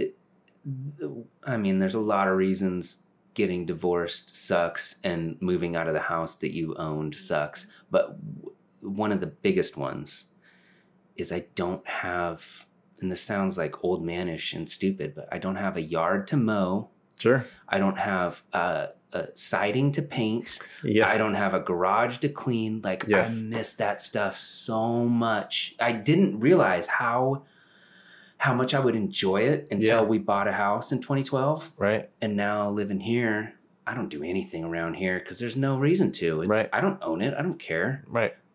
So yeah, I'm very envious of people who have a space that they can do stuff to that makes a difference because they own it. Right. Yeah. I'm in the middle of one of those. Yeah. On President's Day, which was a couple weeks ago now, my wife was like, we should paint our room because we haven't painted it before. We've painted lots of other rooms in our house. We've owned our house since the beginning of 2015. We're still in the same paint that we moved into the house with, right? So it's time to paint. Great. You go to the store, buy some paint. While you're gone, I'm going to cut in some receptacles at our tables, our bedside tables, our nightstands. So she leaves. I get my multi-tool out, get a box up there, mark where the box is going to be, and I cut open my side of the bed's box. It's on an exterior wall. There's no insulation in the wall. None. Just a big old cold cavity. And I'm like, So I sat there and like had a stare off with it for a little bit. Kind of decided what my next move was going to be. And I decided that I was going to cut in the other side of the bed's, my wife's side of the bed receptacle. Mm-hmm. So I cut that one open. No insulation. So I'm like, great. So our wall that on the other side of the wall is the outside has no insulation in it. Like, no wonder whenever I would sit up in bed on my laptop, it was freezing. Mm-hmm. The wall was freezing. On top of that, there's compounding issues too. We had plaster on top of drywall, sheetrock, gypsum. And the plaster was way too thick. Like, whoever applied the plaster in the house before us just had either an excess or had no idea what this person was doing. They're trying to get warm. Right. Exactly. That's what they were doing. We're going to save so much money on not doing insulation. I took a picture of it. It's literally in one spot 3 times thicker plaster than it is drywall. It's wow. So that stuff is heavy. Like plaster is literally just concrete. Mm-hmm. And it was like super over textured in our room. It was just like someone took a texture gun and just went nuts in the room. It was so texturing. It was like if you turned this consistency of popcorn ceiling into wall texture that looked like this, mm-hmm. that was what it was on our walls. Mm-hmm. Compounding issues. So the texture was terrible. The plaster was cracking. And now we have one receptacle in our room that works. One. And no insulation on the walls. Yeah. So I'm like, we're going to take it down. My wife and I talked it over. We spent a solid 15 minutes deciding whether we were going to sign up for this project or not. But I just can't like internally be okay with me putting a receptacle in right there. Mm-hmm. And then just being like, it's fine, just leave it. Yeah. And then paint the walls. And then I would lean up in bed against the wall on my laptop, and the wall would be cold, and I would hate myself. Mm-hmm. So because you knew. Because like I took the easy way out. Yeah. So are you telling me you ripped out all the sheetrock? Yeah, our bedroom is gutted right now. We don't have a ceiling. Wow. So we had just months ago the attic re-insulated. So we had brand new pink attic cat blown in insulation added. So I took my snow shovel up into the attic and I scooped all that new insulation off the ceiling. There's old cellulose insulation in there. I bagged it all up, knocked down all of the plaster and on the ceiling and the walls, took the closet out, like took the closet full out. And the project's still like out of control now. We've removed the 2 windows that were in the room. Oh, wow. They were in the corner, like one on each wall. And we took the drywall down, and the framing around the windows was terrible. It was so bad. Yeah. So bad. On top of that, there was a load-bearing beam that ended right above one of the windows. And the transfer load from the roof line weight down above the window header and then down the side of the window was all framed like horribly. Yeah. Like someone obviously was using either what they had available to them at the time or they had zero knowledge of what they were doing. Maybe both. And so like whether we replaced the windows or not, it needed to change. Yeah. Again, getting back to the thing of like, I see something horribly wrong. I have the power to change it. I can't just not change it. Sure. So we have mapped out where 2 new windows are going in a totally different spot on 2 of the walls.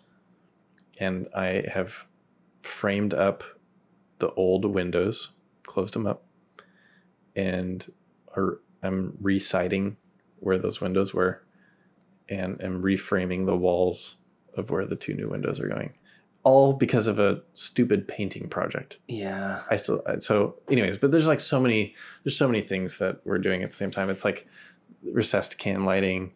We're putting a closet light in. Like, do you know how rich I'm going to feel whenever I want to find something in the closet and I can just reach right over and flip out all the light? Rich. Yes. Yes. Like, it doesn't matter that I will have not worked a show for 6 months because the coronavirus has killed my industry. Like, it doesn't matter. I'm going to flip the switch onto the closet light and I'm going to feel like a millionaire. Yeah. You're going to kill all the fish in the world. Yeah. Yes. So like, there's so many reasons that it's like the best thing ever. On top of that, there's like, I'm going to insulate the walls. I'm going to run receptacles every 6 feet like it is code now. Yeah. I'm going to put in a future box for a ceiling fan if we want a ceiling fan. We're going to put in recessed lighting on a smart switch. There's like so many things that are going to come out of this. 2 new windows that are Energy Star certified that are going to be the size we want and the way that they open. Yeah. It's going to be magical. Yeah. It's going to be the only room in our house that's going to be any type of modern. Well, and dude, you don't get it because you just know how to do stuff. But the fact that you can tackle this project and do it the right way. That I'm stupid enough to do it myself. I can change a light bulb. I don't know how to do any of that. Well, see, here's the thing, and I'm glad you brought this up because I was thinking about this earlier today when I had no idea what we were going to talk about. If I did not grow up in a YouTube society, I would be an idiot. Yeah. Like even more of an idiot than I am now. Yeah. Because I learn by watching someone do something and then turning right around and doing it myself. Yeah. Same here. That's how I learn. Mm-hmm. Whatever it's called. I should have looked it up, which way of learning that is. YouTubeism. I have no idea. If I did not have that resource in my life, then the only thing that I could do is the career thing that I have been trained to do. Sure. That's just it. Like, but because I can go to YouTube and watch my favorite home builder, not home remodeler, houseimprovements.com. Al Borland. Shannon. This is Shannon with houseimprovements.com. He's Canadian. Oh, nice. Seemingly kindest human you've ever met before. Explains something so well, shows every step, tells you the tools that you may need. Like, his videos are so good. Without Shannon and House Improvements, I could not work on my house. Thanks, Shannon. Shout out, Shannon. I don't come from a place of like, I've taught myself I'm so good at this. You know, I'm just like, dude, I know where the Harbor Freight and Home Depots are, just like everyone else. Mm-hmm. That's cool. Well, when I get another house, I will start watching some YouTube videos. I'll keep you on speed dial too. Yes, that's right. Yeah. I sent you a YouTube video before we got here tonight. I've always got a YouTube video just ready to go. Ready to go. Yeah, you've got some goodies. It's like our other friend pulling a gun out in Vancouver. It's me with a YouTube video. Here's one. It's your calling card. That's right. Yep. Just recently, though, I started actually liking and favoriting YouTube videos. Does it change the algorithm? Yes, it does. Yeah. But I've realized that like I've watched so many good YouTube videos that I want to watch again someday. And I'm like, I have to search for them like an idiot. Yeah. Because I didn't do anything with them to save them. Yeah. But if you like it, then it automatically goes to a playlist of liked videos. I never like anything, so I think I may do that now. Or you hit the save button, and then you can send it to a custom playlist of some theme that you want to give. And then you can hide those playlists from anyone else viewing. Okay. Yeah, I should look into that more. I usually just go and type. Sure. So there are things that could make my life easier. Yeah. YouTube. Yeah. Yep. All right, buddy. Well, I think we should wrap this up for now. Yeah, we should. Yeah. I agree with you. Okay. Thanks so much for having me. Yeah. My first podcast. I'm so glad you came over. It was awesome. It was awesome. Cool. Maxwell's Kitchen. Yep. Do you have the .com? I have sharkfin.com. Okay. Yes, of course. Presented by Sharkfin. Yes. Of course. So that's like the vehicle for anything that I come up with. Yes. And just send it there. So yeah. That's great. Yeah, man. All right. Well, till next time. Maxwell's Kitchen signing off for now. Mm-hmm.